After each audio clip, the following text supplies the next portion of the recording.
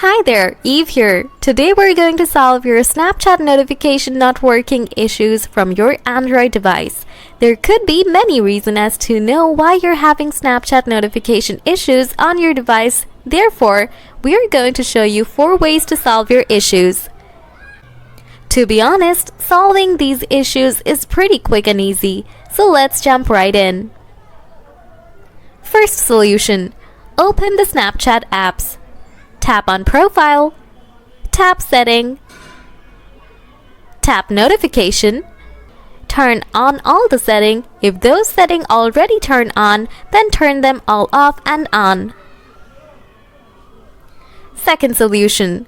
Open Setting, scroll down, tap on App, tap Manage Apps, find Snapchat, tap on Notification, enable all the notification. Go back from here, tap on Battery Server, tap on No Restriction. Third solution. Open Setting, tap on Battery and Performance, turn off the battery saver. Fourth solution. Open Play Store, search Snapchats, tap on that, tap Uninstalls, tap on Install.